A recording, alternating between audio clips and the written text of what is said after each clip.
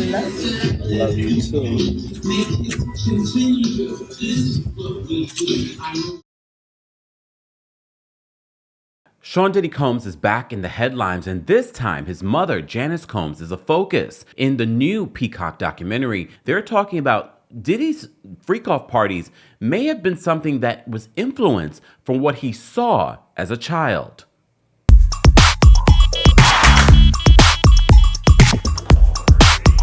Welcome back to the Kempire channel, your number one source for pop culture news and music, entertainment, reality TV, and so much more. As always, be sure to like this video, subscribe to the channel, and hit that notification bell so you never miss out on breaking news when we go live or when we upload.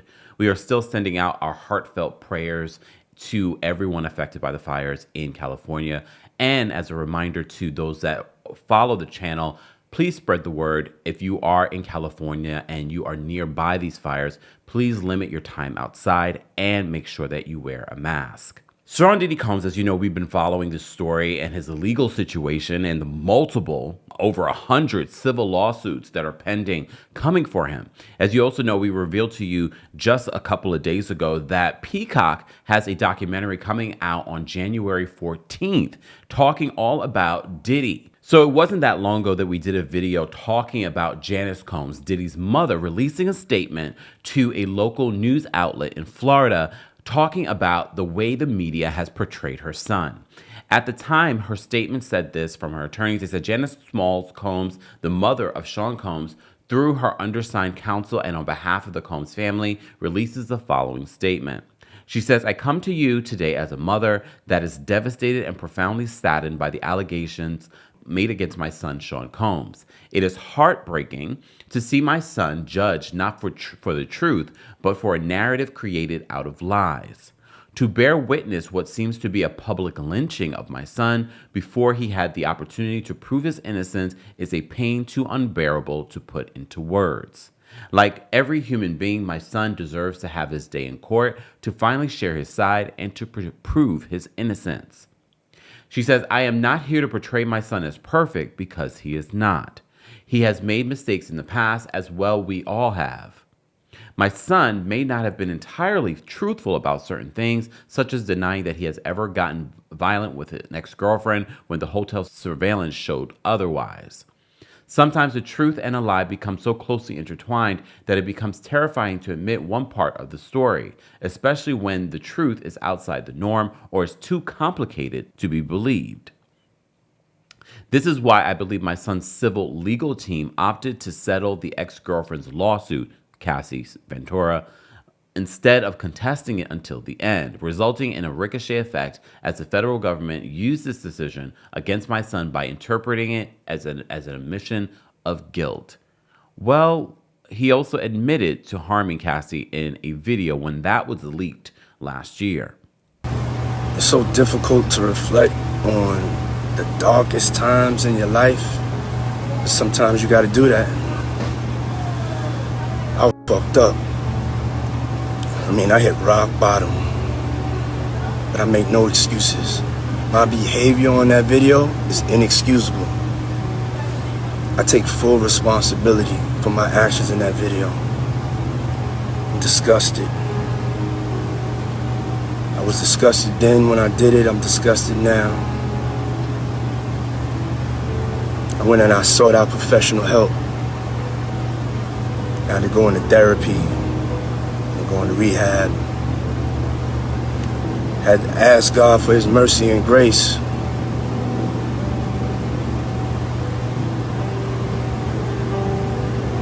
I'm so sorry.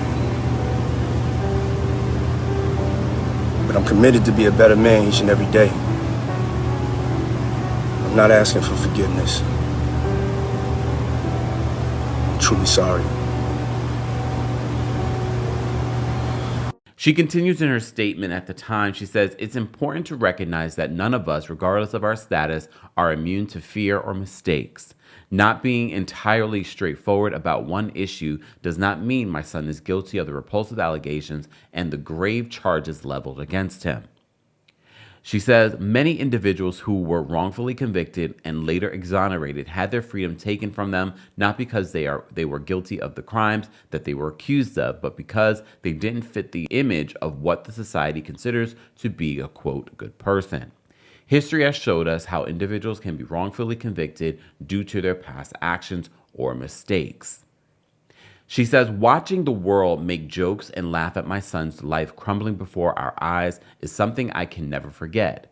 It is truly agonizing to watch the world turn against my son so quickly and easily over lies and misconceptions without even hearing his side or affording him the opportunity to present his side. These lies thrown at him are motivated by seeking a financial gain and not justice. These individuals saw how quickly my son's civil legal team settled his ex-girlfriend's lawsuit, so they believe they can receive a quick payday by falsely accusing my son. False allegations of SA thwart true victims of sexual violence from getting the justice they deserve. Sound familiar, that sentence? You may recall this was a similar sentence that Jay-Z included in his recent statement against Tony Busby. She says, to make matters worse, the federal government is now using these lies to prosecute my son. This injustice has been unbearable for our family. The worst part of this ordeal is watching my beloved son be stripped of his dignity, not for what he did, but for what people choose to believe about him.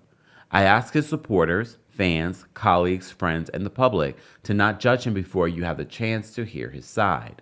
I beg you to think about those who have been wrongfully persecuted, to remember that not everyone who has made mistakes in life deserves to have their entire existence judged by a single action or a few mistakes. My son is not the monster they have painted him to be, and he deserves the chance to tell his side. I can only pray that I'm alive to see him speak his truth and be vindicated. This came before Sean Diddy Combs tried multiple times to seek bail. As you know, he's now decided not to seek bail for the umpteenth time. The last report that we reported on Sean Diddy Combs, we had reported that there were rumors that Sean Diddy Combs had a meltdown over the holidays because he did not expect to still be in jail. In covering this statement, there have been a lot of conspiracy theories. There have been a lot of thoughts and opinions about Sean Diddy Combs and why he decided to turn into this monster, a monster that Janice Combs claims that he is not. Well, some have taken a look at her and said that maybe it started with her. The multiple pictures and videos of their relationship documented on social media, people say that there are clues saying that, see, they had such a weird, odd relationship.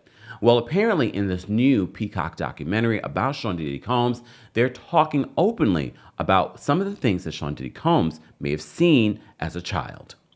So our friends over at Rolling Stone write this. Sean Diddy Combs' mother, Janice Combs, would often throw wild parties at the future music mogul's childhood home, where it wasn't uncommon to walk into a room where adults were having sex. One of Combs' longtime childhood friends claims in the new documentary. He says, that's what we were privy to. This is what we were fed. Hip-hop producer Tim Dog Patterson says in Diddy, The Making of a Bad Boy, which premieres on Peacock on Tuesday, January 14th. Was it desensitizing us? I'm sure it was. Were we aware of it? No, that was just a Saturday night.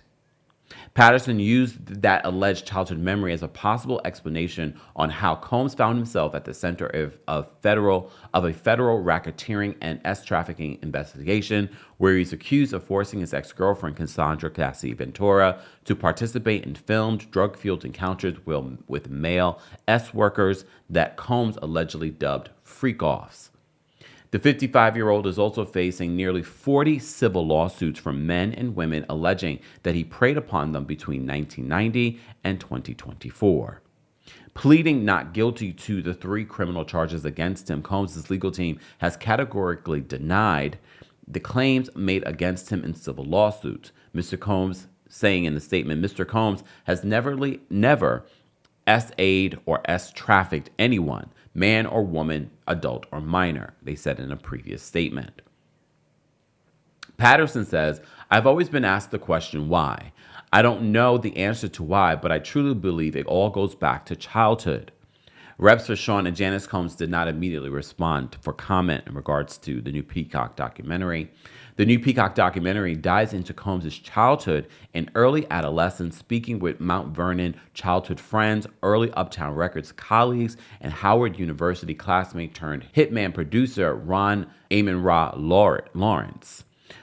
Combs grew up in Mount Vernon, a suburb in the fringes of Upper Manhattan. Janice had moved her young family there after Combs' father, Melvin, was murdered in 1972. A known associate of the Harlem drug kingpins, including Nicky Barnes, Willie Abraham, and Frankie Lucas, Melvin was found twice in the head, slumped over in a car. Janice kept the details of Melvin's grisly murder from her young son, intent on providing him an idyllic childhood. Combs was always dressed to the nine and as a result was, quote, looked at as a rich kid, Patterson says in the documentary. He played Little League Baseball, served as an altar boy, and made the football team at his all-boys private Catholic high school. But Combs' peers, quote, could smell he was not tough, Patterson said, claiming that Combs was badly bullied as a kid. Sidebar, a lot of times people that were bullied end up becoming bullies. Meanwhile, at home, there was always things going on, Patterson said, adding that Janice would frequently throw parties at the home. On the weekend, Combs had partied in the house, and we did that a lot. He was around all types of alcohol. He was around reefer smoke, drug addicts around, lesbians around, homosexuals. He was around pimps, pushers. That was just who was in our house. People that attended the parties were from Harlem, from the streets. It wouldn't be a thing to mistakenly walk into one of the bedrooms and you got a couple in there butt naked. DJ Easy Lee Davis, also a Mount Vernon native who was also with Combs and spun for Mary J. Blige in her early years, noted that while he never attended Janice's parties, he heard rumors about what occurred at the parties where everyone was welcome. Janice had little cool chicks that would come around and she made sure everybody was comfortable, Davis explained, laughing.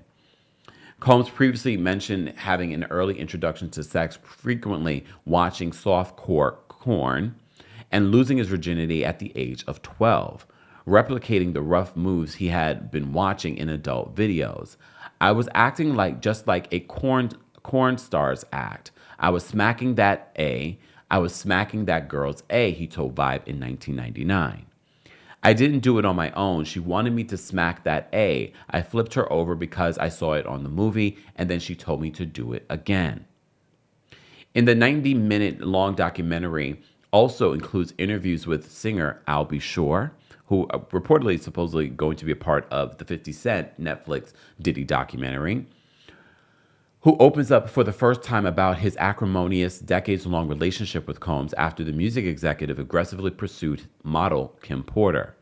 At the time, Porter was dating Brown and recently gave birth to their son, Quincy. I didn't realize that the relationship between Al B. Sure and Kim Porter was so closely around the same relationship that she had with Sean Diddy Combs, even though it dates all the way back, so it makes sense. But it's also interesting because you may recall Ryan Leslie also was in a relationship with Cassie Ventura and also worked with Cassie on her song Me and You, and then that is apparently when Cassie was pursued by Diddy, and all of a sudden that relationship with Ryan Leslie was over, and now she's in a relationship with Diddy. Also speaking out for the first time is the band star Sarah Rivers, who details an unsettling experience with Combs while filming the MTV reality show Making the Band in the early 2000s. I haven't said anything in so long, she said through tears. So as you know, Sean Diddy Combs is awaiting trial scheduled for May 5th of this year, and he's been awaiting trial at the Metropolitan Detention Center in Brooklyn since September of last year. Sean Diddy Combs is charged with trafficking, racketeering, conspiracy, and transportation to engage in prostitution. He pled not guilty to the 3 charges. If convicted, he faces 15 years to life in prison. This is just the beginning of 2025, but I also believe this is just the beginning of the Diddy documentaries that are slated to come out this year. I know of at least 3. Guys, as always, I want to know your reaction. Are you surprised that Janice Combs might be part of what created the alleged monster that Sean Diddy Combs is being accused of being? As always, be sure to like this video, subscribe to the channel, and hit that notification bell so you never miss out on breaking news when we go live or when we upload. Thanks for watching. You bring the lighter, I got the fuse. You make a fire, I'll add the fuel. Follow my lead, just watch your shoes. Gotta turn the heat up.